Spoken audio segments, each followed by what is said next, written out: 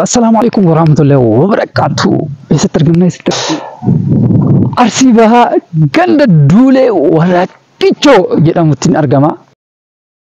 Ganda antalane ko mano arra kuno nawajjid ufe asjira malif dufne biyalaluf tokofan biyalaluf biya bakiya bakke awal limo karasin jira sita garsi garis chira ko Milan dem sisa boru lalla brother benef amma nut galgalay ittifufna isina garsisna subscribe like share godaf ragadina shawar ras dufe beka شوارع أسدوه كنافو أنا اللي بيجي سادة إلا لاس ناقر سيستا دركا ما ملي ما بيتني بدنا شوا كبلتا ولي سوجي أموراكنو أسترجما بلسك يا عمر كالي وجني فيروتن سابرد وفه إذا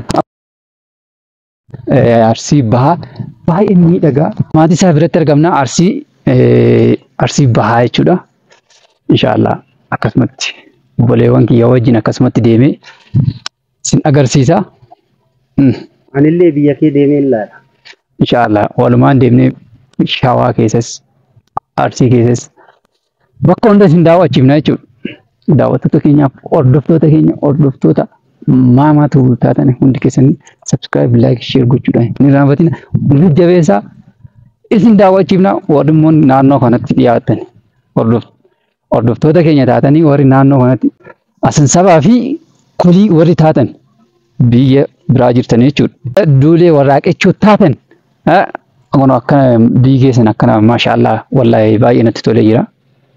Magariisa ajaa'ibaa. Dinnichi qaqqabee boqqolloonis facaafamee qamadiinis facaafamee jechuudha. Akkasitti kun miidhagee naannoon kun guutummaan akkatti baay'ee natti tolee jira jechuudha. Laala akkasitti kun baay'ee dachii Arsii keessa hedduu itti gammadee jira. Egaa amma maatii isaanii bira waan hin jiruuf ammallee qorrileen nu fixee mana gallabbo. Asii silaa tokkollee hin argine. Aatii kana baay'een jaalladha waan ta'eef na wajjin deema caatii qaba.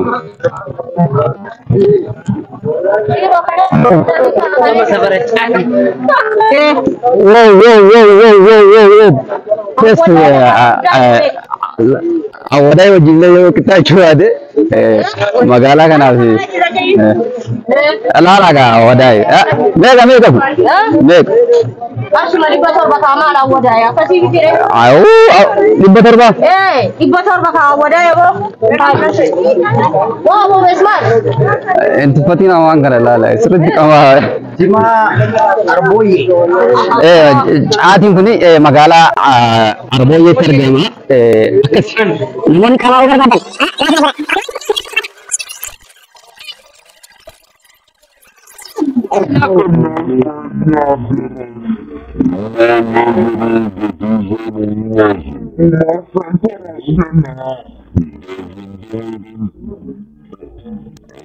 barbaatan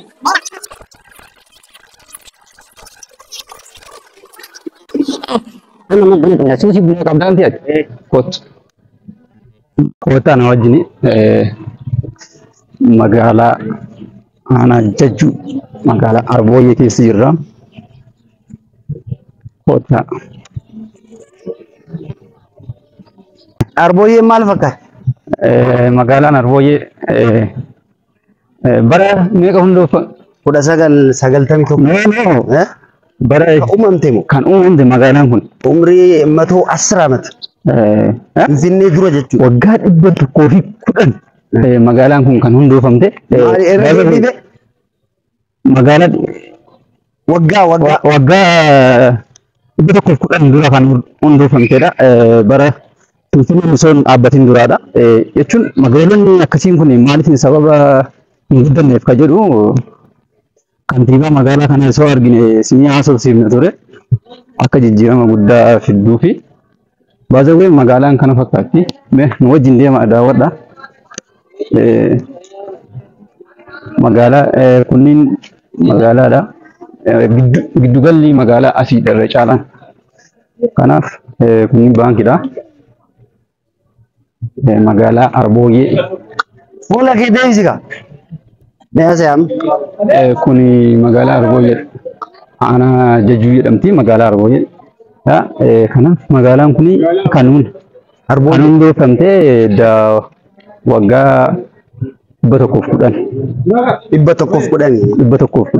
110 jechuun waggaan 110 dura kan hundeeffamte jaarraa tokkoo fi waggaa 10 jechuudha laala. Jaarraa tokkoof waggaa 10. Haga yoona magaalaan kun hin jijjiiramne. Sababbiin hin jijjiiramneef maalidha kan jedhuuf ana qofa osoo hin taane isiniifis gaafii. Kana eenyu guddisuu qabaa magaalaa kan kunoo kana fakkaatti agarsiisa. Jijjiiramni jiru magaalaa kana keessatti hojjettoota rakkoo hojjettootaati moo rakkoo hawaasaati moo kan jedhamuu fi osoo as keessa baay'ee turre jennee isin ibsina turre. Shettololaa kan jedhamu hin jirani. Shettololaa waa'ee shettololaa beektaa? Umrii 116 ዓመት ማን ነው? ሸቶሎላ ይባላሉ። ሽፍታ ነበሩ ድሮ። ኦኬ ሽፍቶሎላ kan jedhamtu warroonni akkasiisi as keessa turan jechuudha. Kanaaf magaalaan kun kana fakkaatti nu wajjin deemaa Juwaari biyya Juwaari kana keessattuu biyya Juwaar naannoon kun biyya Juwaar sila magaalaan maqaan goota akkanaa kana of keessaa biqilchitee guddachuu qabdi akkam beekutti magaalonni akkanaa kun guddachuu qabu keessattuu maqaa Juwaar jechuun laalaga Kuat. Keessattuu obboleessi kiyyaa qaalee magaalaa kana na agarsiisee baay'ee isa galateeffadha. Magaalaan kun annatti dhagahame garuu maal taate? Baay'ee natti dhagahame magaalaan kun guddachuu dhabuu ishee ta'e egaa. Adoona magaalaa biyya Juwaar yaa'ate maal taatan uummata akkasii nun dhaaraa jiran. Maalitti baradhee keessumatti baradhee deebi'ee dhufee ilaalee amata 14 booda jechuudha yoo deebi'us manni biyyis akkanuma jirti. Kana jechuun immoo Arbooyyee jijjiiramu qabdi sirriitti. Magaalaan akkasii kun jijjiiramu qabdi. Karaan hunduu ka beekudha hin beeka. Karaan kun ka argitu. Karaa gabaabaa amma nuti deemuu fi karaa Adaamaatti imaluu fi magaalaa kana. Obboleessa kiyya qaalii as na fiddee as na daawwachiisuu keetiif baay'ee galatoomi. Ammas warroonni biyya barbaadan daawwachuu barbaadan laayik sheer godhan jajjabeessaa biyya barbaadan deemee isin daawwachiisuu dandeenya.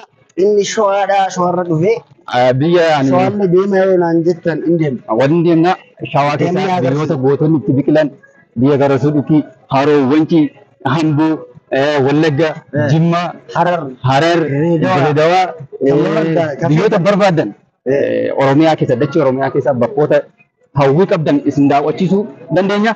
Akka kanatti turtii gaarii isin jenna. Subscribe, like, share godhaa.